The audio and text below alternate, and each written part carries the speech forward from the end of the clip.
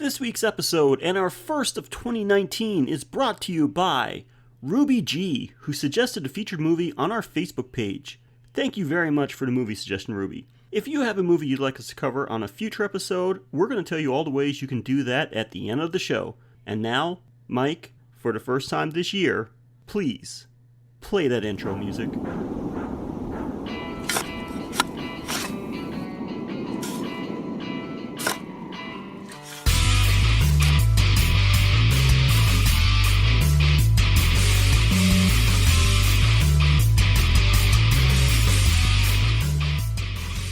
Welcome to episode 81 of the Graveyard Shift Horror Podcast, where each week we watch a horror movie suggested by one of our fine listeners, and we break it down into the good, the bad, and any other category we decide to make up when something doesn't fit in either of the first two. We'll talk about the plot, some production details, and anything else we find fun or relevant. I'm your host Sheldon, and I never worked a graveyard shift alone. Please say hello to the guy that's in 2019 but still available for those 2018 prices, my co-host Mike. Hey everybody. Oh my god, Mike, welcome back. Are you all ready for another year of horror movies to set up and then knock down? All the cheer and the Christmas and the New Year's and all that is finally behind me. Now I can get back to being miserable and watching people get eviscerated in a dark room. Sounds like a plan. All right, so I think we've kept everyone waiting long enough after we took quite a bit of a break after the holidays. So what have we got for everyone this week? Tonight's episode is Night of the Living Thing, because we watched Splinter. We sure did, and here is some info on Splinter. Released on Halloween of 2008, Splinter is an American horror movie directed by Toby Wilkins. It has a runtime of 82 minutes, was rated R due to scenes of violence and gore, and had a box office return of approximately $479,000, which I can't determine if it was a failure or a success because I can't find anything about the movie's budget. I'm pretty certain it didn't make a lot of bank though. Rotten Tomatoes has a pretty big divide on this flick, with a critic score of 74% and an audience score of a lowly 49%. Yeah. And as for the plot, trapped in an isolated gas station by a voracious splinter parasite that transforms its still-living victims into deadly hosts, a young couple and an escaped convict must find a way to work together to survive this primal terror. So Mike, without giving too much away, what do you think of this one? Pleasantly surprised. Yeah, it was okay. I mean, it's certainly not a perfect movie, it's not a masterpiece, but it's watchable. Yeah, there are problems that could have been easily removed, like they were implicit artistic choices, and if they were taken out, this movie would definitely be a cult classic. Mm-hmm. Well, the final note I have on this one while I was watching was, well, if you like to see a movie that's part Night of the Living Dead, part The Thing, part Jurassic Park, part Dusk Till Dawn, and all filmed by a guy that has duct taped a strobe light to the camera used in each of his action scenes, you're going to love this one. If you want to find out which one of your friends are epileptic, this is a movie for you. Definitely. All right, so like I said, we're going to break this down into the good and the bad. And now this can be anything that we liked or didn't like about it. It can be something as specific as a certain scene, certain character, certain line of dialogue, or something as broad as an overall theme. If it's good, we'll talk about it. If it's bad, we'll probably talk about it even more. And as usual, we'll start with the good, and as usual, we'll start with the Mike. So Mike, please tell me something good about Splinter. 20 minutes in, someone gets a splinter. Yeah. That's good pacing. Not bad. In seriousness, or, as serious as I can get, it's not a lot of boring stuff and filler. Mm-hmm. It has some necessary cooldown times for characters to be characters rather than just victims. Yeah. And, we get time to get to know some of the characters. So the pacing, I think, is not terrible. No, actually, that kind of is the first thing I have on my list for the good, because I mentioned that it has an 82-minute runtime, so it's not long.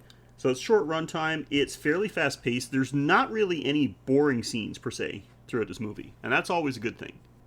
There's nothing worse, because I mean, how many times have I said on the shows that this movie has a runtime of 2 hours, but they could have easily cut it down to 90 minutes by taking out a lot of filler. But not the case for this one. Like, I mean, this is the runtime of 82 minutes for this movie was perfect. Mm-hmm. Well, how about you? What pleased you? I gotta say, this was. I was kind of surprised, but the acting in this movie was surprisingly decent. Yes, that's one of my goods. The characters are likable and intelligent. Yeah. Even the guy that reminds me of Screech. Oh, yeah. Speaking of which, because I know him from a few things. His name is Paulo Costanzo, and I actually wrote him down in my notes as the character as not Paulo Costanzo, but it actually is him. I'm sorry, but he looked different in this one from the other things I've seen him in. Okay, so yeah, it's just like if Dustin Diamond wasn't repulsive. There we go. Yeah, well, I don't know what universe that would have happened in, but yeah, it's for a cast of people that have not. I mean, they're not A-listers by any mean, but I mean the cast was pretty well done. Everybody was believable. I don't think anybody's going to be winning. You got any worries about anyone winning any Oscars or anything like that? But it was good enough for a movie like this. Much better than the typical B movie cast, for sure. Yep, they got actual actors. Exactly. And that's always a plus. Mm-hmm. Okay, what else you got? Overall, good concept, even though it's kind of familiar for several reasons. Mm-hmm.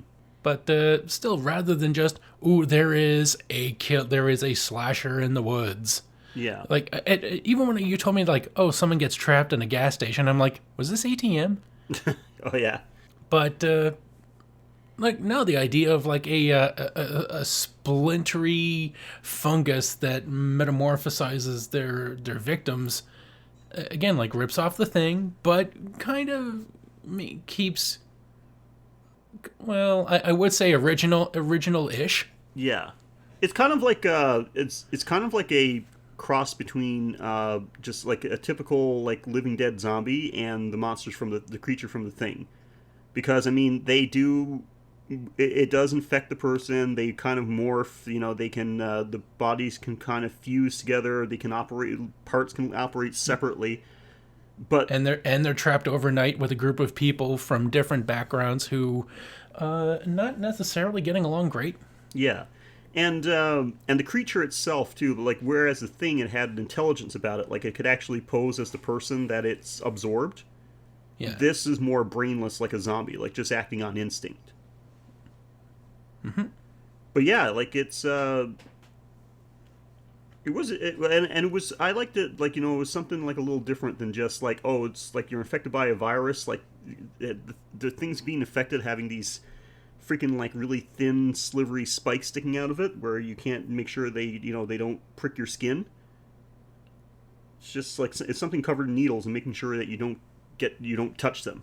It made for some pretty tense scenes sometimes. That You just tapped into another one of my goods. Nice suspense. Yeah, nice. The suspense didn't seem too forced. It seemed very natural. No, I totally agree.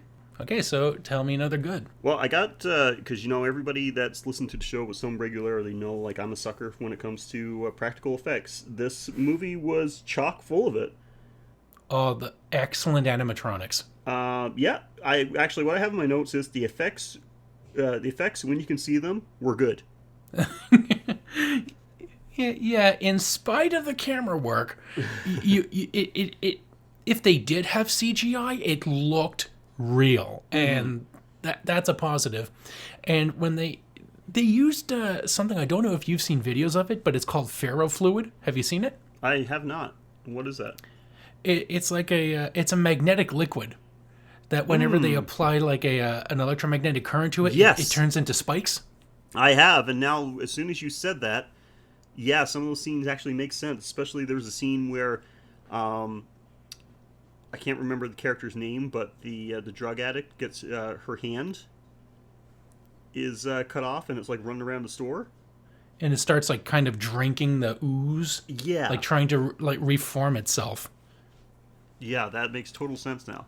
Yeah, because I noticed that whenever I saw like the finger go near it and like it would spike up, I'm just like, oh shit, that's ferrofluid. Oh, okay. So like to have that rather than just like ooh CGI water ripples and that garbage, it's like, oh no man, they're going practical with this shit. I like Yeah. daddy like. Yeah, it was like a, especially considering that, like, I know it was a low budget movie. I don't know what the actual budget was. The practical effects were pretty nice. I'll get to a little footnote about that later, because, like I said, effects were good when you could see them. 90% good effects. There is one effect that doesn't fit in this category. Right, yeah. We'll talk about that afterwards. But you gotta have anything else for the good? Yeah, the character's likable and intelligent. The cinder block amputation. That's original. Not bad, yeah. Like, I mean, at least they added a little bit of realism in. I actually no. I want to retract that statement. Not that they put a little bit of realism in that, because, yeah, I don't think that's how like an impromptu arm amputation would have went. But at least this is kind of like a lot of horror movies where I've said before, like, holy shit, like, some people, like, they get an axe or a chainsaw, and movie directors or special effects guy, they treat it as if it's made out of lasers. It's a lightsaber. Basically, yeah, like, one little swoop and, like, a limb falls off. At least there was a little bit of realism in the sense of how much it would actually take to take somebody's arm off. Yeah, because all they have is a box cutter, and an X-Acto knife ain't exactly what you need. And the character Seth actually says, like, I can't cut through the bone with this. Cut away all the skin and the muscle. I can't get through the bone with this. And he looks over and sees this huge cinder block and just smashes it off. Well, you need something that can smash the bone? Well, I got something that can smash the bone. Exactly. I'm just glad we don't see, like, one where he, like, misses, and he hits, like, and he just, like, hits like half of his arm, and it starts to like kind of fracture, and he's like, oh shit, then he has to do it again, but he misses, and he hits the pipe, and it just bounces off, and it just shakes the guy, and he's like, ah! Shakes the guy, or like misses and like slams it on his foot or something. Or pulls it back, pulls it over, pushes it, tries to lift it up, like to pull it back to get like a power swing, and like smacks his girlfriend with it. Put all those together, play it in like at high speed, and play yakety sax over that, and you got a great outtake. Oh yeah, and finally, just overall a good use of science. We've got a nerd in the group, and he's actually explaining some shit, and he's good for exposition. Mm-hmm. And he actually used his science, and it wasn't just like a mouthy know-it-all that still got killed anyway. No, he used his science and he pulled through. So that's all I got for good. How about you? The last thing I've got is just for the good. I simply have Jill Wagner as Polly, because goddamn. Oh yeah, I loved her in Teen Wolf as the hot ant wolf hunter. You're talking about the TV show Teen Wolf? Yeah. I have never seen an episode of it. No, I saw the whole thing. It was all right. All right. Yeah, I had to mention that. Not great. There's plenty of scenes where it's just like, really, you're going after a guy with just your claws when he's got armor, or he's not really alive, and there was issues, of course, but then again, it's like made for, I guess, teenagers, maybe. Although, you make a show for teenagers, but it's based on something that only 30-year-olds would understand or remember. Yeah, well, most TV shows have 30-year-olds playing teenagers, so it all works out. All right, so if that's it for the good, then let's get into the bad. Let's get critical. Oh, yeah. Well, since I ended my good list with the character Polly, I'm going to start off my bad list with the character Polly. Not that there was anything bad about her, but Jesus Christ, Seth, Polly, this woman that looks like this, who is with you for some unexplained reason, wants to have sex in a tent. Get that fucking tent up right now. Are you fucking kidding me? Don't sit there and whine about how you could be in a hotel room. Get that fucking tent put up. Yeah, she wants outdoor sex. You're gonna get that fucking. Oh. Even if you have to stab that tent between a tree and its branches to get a lean-to going, you fucking do something. I broke that tent pole. No worries. I'll just keep this side of the tent up with my leg, and you just go to town. Are you fucking kidding me? Ugh. That really pissed me off, man. I'm like, are you kidding? This is what you're... She's like, she's ready to go, dude. Like, she just cannot wait to get this tent up. And, like, I'm sure your tent must be pitched right about now. And all you can do is, like, whine about how you could drive to a hotel. I will break off a tree branch to replace that pole if I have to. If I'm him with this girl and she says she wants to have sex outside, like, under the stars, I would have, like, a makeshift lean-to built in, like, 5 seconds. Oh, that really angered me. But anyway, okay. So, yeah, no polysex in this movie, I guess, is what I'm getting at. Yeah, girl that hot and no tits, come on, horror movie. Okay, so what have you got for your bad? Quick cuts opening with milliseconds of this infected raccoon attacking a gas station attendant over bland as fuck credits. Oh, I was wondering if you were going to mention the credits in this. Oh, they were not good. Not impressed at all. No. Yeah, they were. The credits were pretty 90s, I thought. Mm-hmm. I really got nothing more to say about that except for my next note, but I'm pretty sure we can both agree on that. But you go first. Okay. So the next two things I have on my bad list kind of tie in with some things we've already talked about. First of all, I mentioned about my notes about, that this movie kind of take parts is parts of other movies. But I just said it takes some concepts from other great movies, but doesn't execute them nearly as well. Like being trapped and surrounded like Night of the Living Dead, it never gets as tense the way Night of the Living Dead did, or causes much like character conflict as being trapped in a farmhouse as Night of the Living Dead did. The whole absorption, like kind of like an absorption monster, like the thing did it. The thing is the pinnacle of like infection monsters as far as I'm concerned.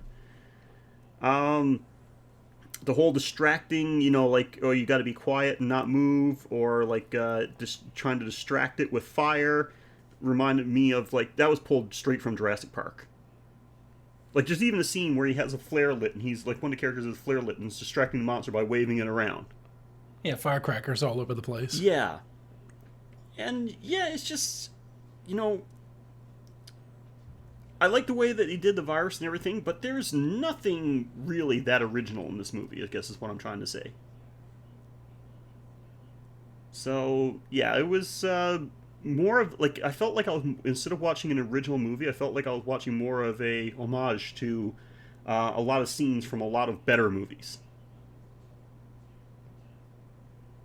And then, of course, like, the whole, very much from dusk till dawn, like the whole, they're taken hostage by escaped criminals, but turns out, like, the criminal is, he's a bad guy, but he's not really a bad guy.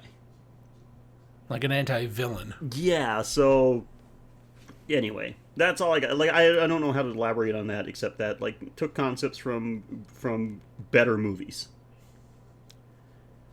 And, yeah, and since we've already talked about this, I'll just go with next on my list, because I mentioned, take parts of all those movies and then stick a strobe light onto the camera while filming, because Jesus Christ, like, for the love of fuck, he's off on this, like, strobe light shaky cam thing. That's my next bad, so we're doing this together then. Yeah. It ruined what could have been a much better movie for, like, my prime example, I didn't even know the first kill happened. Yeah. Oh, Lacey got pushed onto the ground, but now she's dead? Like, not struggling, not injured, just fucking dead? How? Yeah, like, and Yeah, which pissed me off because the effects, when you actually saw her wounds and things, they looked great. Like, really well done. The makeup artist did a great job. But, yeah, like, basically you think she gets pushed down. That's what it looks like. Like, the guy just ran into her, kind of pushed her down. And then when you actually see her, like, you get an actual when you finally get a fucking still shot, because the actual leading up to her attack was just, like, chopped to hell. And then she's laying on the ground with, like, her side ripped out. Yeah, like apparently she got mauled. We didn't see that. No. And yeah, so I don't know, man. That was and when you got like some nice still shots of like some of the gore, some of the effects, like when you actually like they were being attacked by the infected and everything like that. Like when you got not when they were being attacked, but when you saw some movement with the infected, it looked good. But every time there was an action scene where like they were actually being attacked full out, it was just nothing but shaky cam, so you couldn't really see what was happening. I don't know if it's because they didn't have confidence in the actual look of the monster or something like that. Like they didn't want to give you a chance to focus too much on it as a viewer. But yeah, it couldn't have been any worse than like the way that this shaky cam made it look. All right, so what else you got for the bad? My final bad is and the CGI rears its ugly head. Oh. As the last moment before the flesh conglomeration gets blown up, we could have got the thing from 1982, but instead we got the thing from 2011. Yeah. Because, like, when we see Dennis, he's wounded as fuck. Like, not only did he get his arm amputated, but he's also been, like, one-arm shotgunning all over the place. And then he finally gets bum rushed, loaded with splinters, and you can't amputate your chest. So he's accepted that he's not getting out of this shit alive. So he finally lures the monster outside, and there's a final showdown between him and it. And just as he's aiming a shotgun at the propane, this thing finally stands up and presents itself. And so far, we've seen great practical effects when it comes to this thing. It looks like a bunch of sewn up shit, barely flailing itself around, like it should be, because that's what it is, and it looked great. But then when it finally stands up to like present itself for the final showdown, it just looks all melty and shiny, and it looked like melted plastic. It looked like somebody took a bunch of action figures and melted them down together. Yeah, but luckily we don't have to stare at this fucking thing for long, because Dennis blows up the gas station, the monster himself, and wraps up the movie nicely for us. Mm-hmm. So it was bad, but it didn't last longer than about 3 seconds, so yeah. I can be grateful. Yeah, I'll give them points for that. At least, they had crappy CGI, but at least it barely touched the screen, so that's fine. Yeah, it's just that, like I said, what I saw looked good, but really, like the whole shaky cam strobe light thing always took away from the scene. And I guess since you said he wraps it up, ends the movie, wraps up nicely, I had to put down this for my bad, because this is a classic horror movie trope. The end. Or is it? Like, did that really do what he's trying to set up a sequel, or did he just say, like, oh, you thought they got away, huh? But no, because all that the movie ends with is you see some animal in the woods that's infected. I thought it was the original raccoon that got ran over. It looked too big for the raccoon. It looked more like dog-like to me. Now, if they wanted to have a good or is it, they should have had a bear eating the raccoon. And then all of a sudden, like, a splinter comes out of the bear's eye. And then we realize, oh, fuck, infected bear? Yeah. Oh, shit. Give the park ranger something to cry about. Yeah. Yeah, so it just had one of those open-ended endings. Again, like 99% of horror movies do. If it just ended there, that would have been... Like, if it just ended with the two survivors, being tired and wounded, walking away... It's fine. Like, that didn't add anything to the movie for me, for, showing that, not done yet. Okay, for my last one, well, There's some things in this movie, and actually they show up in a lot of movies, and it pisses me off. There's always a level of disconnect when watching most movies, but sometimes I wish they would just do a realism check or something. Honestly, I wish I could have been an advisor on the set for this one. Yeah, I wonder what that would be like. That would be like. Okay, people, we're about to film the scene where Lacey finds the infected attendant in the washroom and gets attacked. Hey, Toby! Yeah? Hey, so I was just reading the script again, and I want to make sure this is right. The attendant is still alive at this point? Yes, he's still alive. That's why he says kill me. Yeah. Why is he still alive? I mean, everyone else that gets attacked by an infected pretty much gets killed instantly, but this guy's still alive after what must have been at least a few hours. Since a splinter mold can control the bodies, wouldn't it make more sense just to have his dead corpse attack her? This is way more dramatic. It shows the agony that the people are in before turning. Ah. Okay. If you think that's better.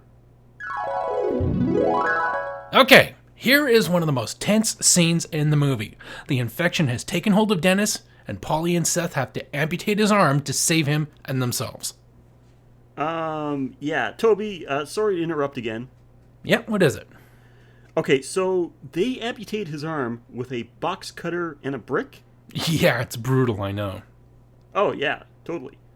But they do this and Dennis stays conscious the whole time? I mean, don't get me wrong, it's badass, but he doesn't go into shock or pass out from the pain or anything. And in the next scene, right here, they're drinking beer. I mean, how he didn't die from blood loss to begin with is beyond me, but drinking alcohol on top of having this extremely serious open wound, that would certainly speed up the process. Look, it's a great scene, it builds character, it's staying. No. Absolutely. I'm not saying get rid of it, but maybe some minor changes to... No. Okay, whatever.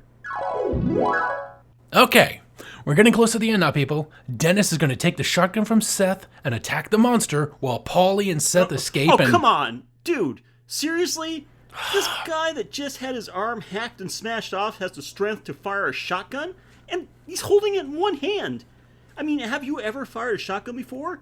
Even using both hands as intended, there's a degree of strength and control involved. Try shooting it with one hand and all you're going to do is hit yourself in the face. This is stupid. Okay, that's it.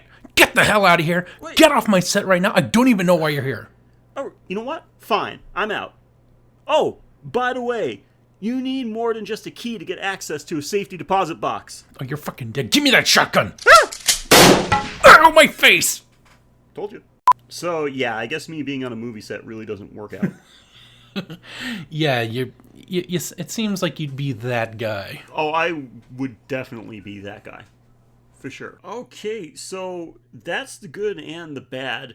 Now, Mike, please take this very seriously because this is the first one of the year. So, you know, we got this has to be a stellar one. But I'm very curious what you have for us for this next segment. I think I've got a very good selection for the first of this year's Kill of the Week. And it's got to go to Dennis. He goes out like a fucking man. He, when we first meet him, he looks like a drugged out psychobilly. Pretty much is. Yeah. And so he seems like the kind of guy that would just kill these people right off the bat, but when he loses his girlfriend to the monster, and it's clear that her body is now being piloted by this splinter fungus, you think he's going to be that fucking guy that's going to shoot the glass, open the door, create problems for everybody, because that's the way it usually is in these of the dead scenarios. There's always some fucker who opens the door and lets the threat inside. So it just seemed like, oh, he's the guy. He's emotionally compromised. He's possibly on meth. He's got a gun. He is the threat that's just going to escalate everything. But no, like, he backs away from the window, goes with Seth and Polly. He has like his little cry, but he actually keeps it together And he goes from the guy who's the threat to kind of like the antagonistic badass of the group.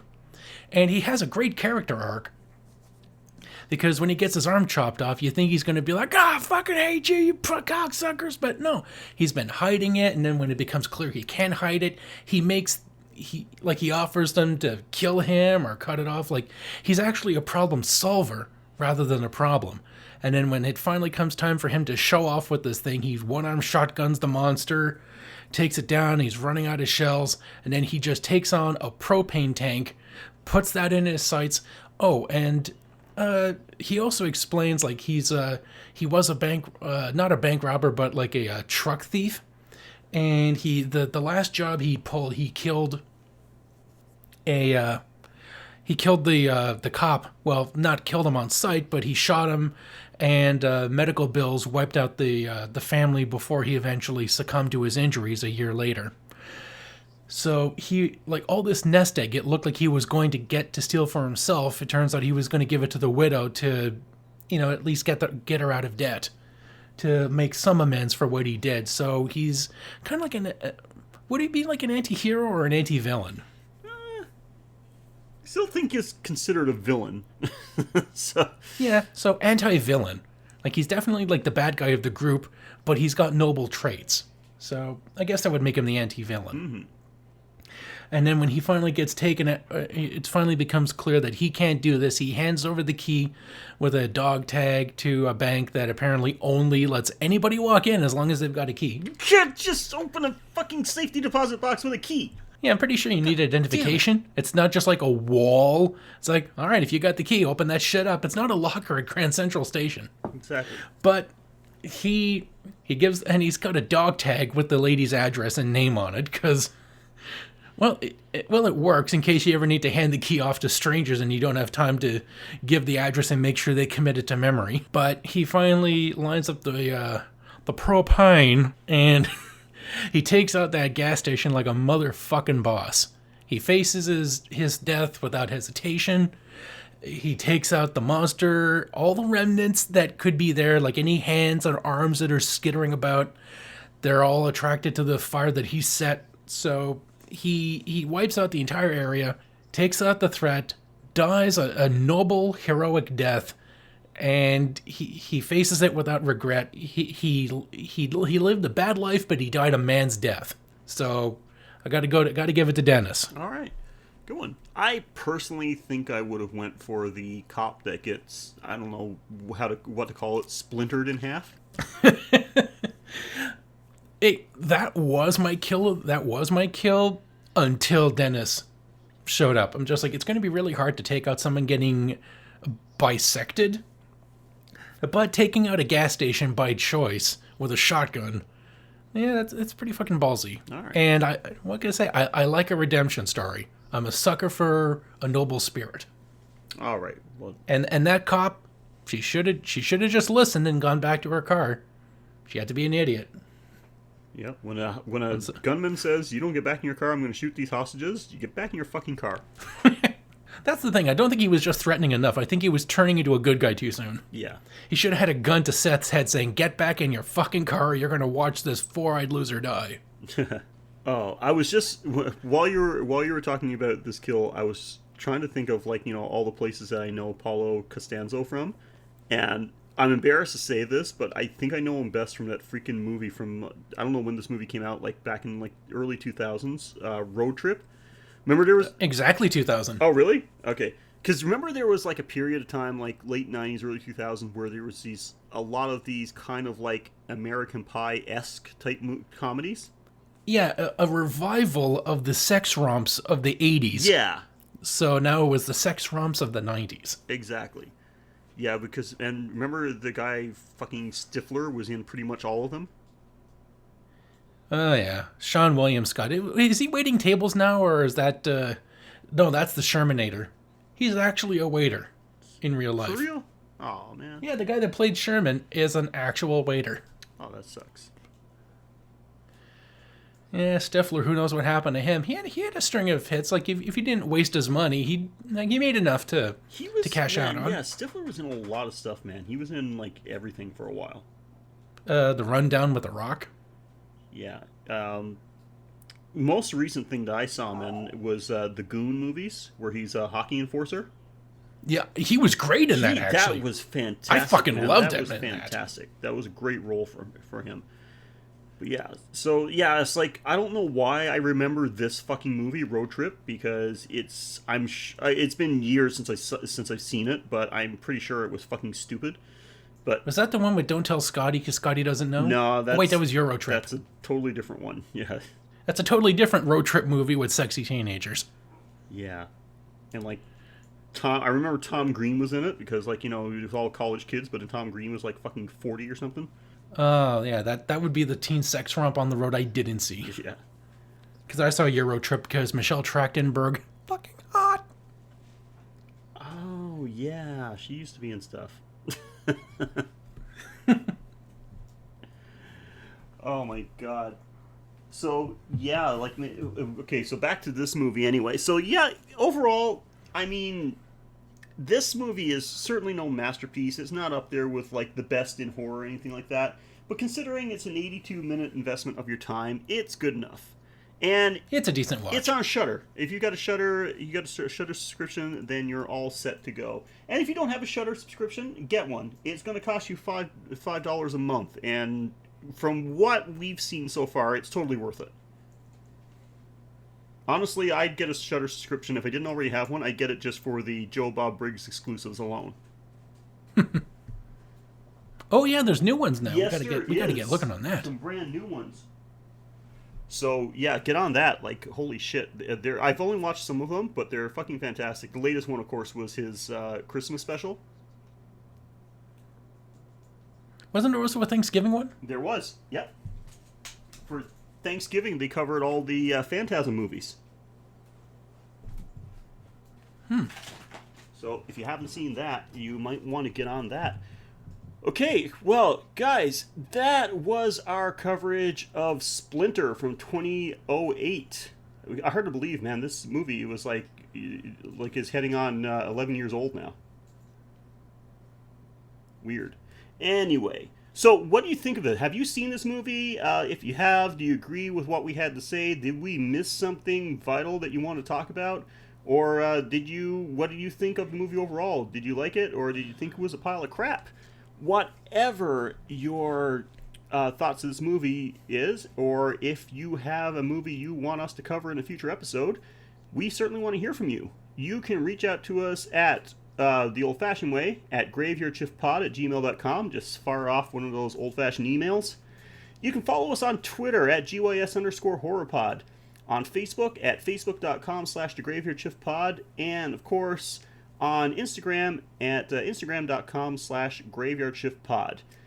If you're feeling particularly generous and you're not too broke after the holidays, you can help us out on patreon.com/graveyard. For only $1 a month, you can help us out with the production costs of the show, and plus get access to some nice, exclusive, Patreon-only bonus episodes of the show. Our Patreon episodes are a little different than what we do with the regular feed. You know, we kind of, it gives us a chance to kind of experiment a little bit. When we cover a movie, we usually, instead of just breaking it down to the good and the bad, we go with a full synopsis to tell you exactly what happened in the movie from start to finish. Sometimes we cover TV shows if they're horror related, or video games if they're horror related. Sometimes we simply do top 5 or top 10 lists of different horror movies, TV shows, whatever the case may be. And of course, our Patreon donors get first pick of the movies we cover. So whenever a Patreon donor suggests a movie for us to cover on the show, they are the priority. So go check that out. But of course, we understand not everybody has the money to give us money. But if that describes you, you can still help us out a ton by rating, reviewing, and subscribing. Whichever way you get our podcast, I'm sure there's a rate, review, subscribe function there somewhere. That would certainly help us out a lot. In fact, in the long run, that's what helps us out the most. A subscription or a nice 5-star review certainly goes a long way. And if you're on social media, share us on social media. You know, our Facebook or Twitter, whatever the case is. Share us with anybody that you think would like to listen to our show or like to follow us on our social media accounts. That's greatly appreciated. And of course, word of mouth always goes a long way as well. So keep us in mind when you're talking about horror movies with people. So, Mike, other than the Graveyard Shift, what other little projects you got going on in 2019? Well, we're officially renaming my first podcast, Technobabble, to Tech Chatter. That's now the official name. You'll be able to find us on Chatter Productions Facebook page. So if you want to suggest tech devices for us to watch, to talk about, you can check that out. Chatter with, like, CHATR, like chat with an R on the end. And I'll be finishing up the Playing with Power podcast year of 1996 and the tenure of original host Ben. We'll be wrapping up that episode, but still continuing the show for at least another year of Nintendo Power issues covering 1997 and 1998 at the very least, and trying to cover the Taste Test, which is my retro gaming podcast. If my one co-host gets his voice back and the other one gets a place where that doesn't sound like a zoo. So if you enjoy stable podcasts featuring me, this is your best place. I agree. This is the most important one. But yeah, check out those other shows. They're quality shows too. It's sad. I'm sad to hear that Ben is leaving the show, but I mean, I kind of understand. He's got a lot of stuff going on. Mm-hmm.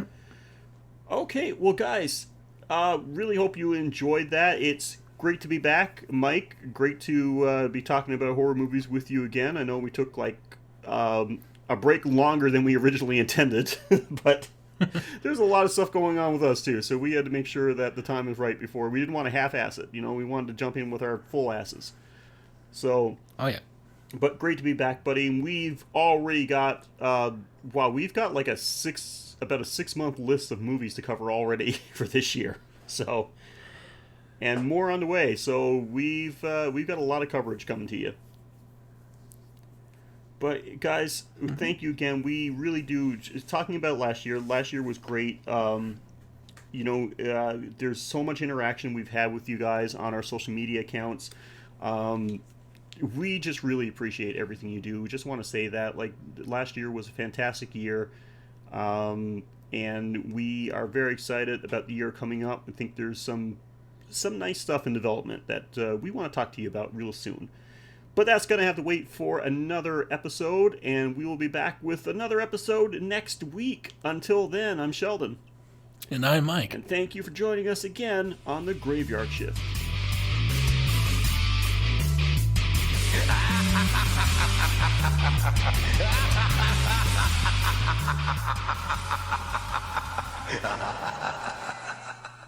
Woo! That's some quality episode right there.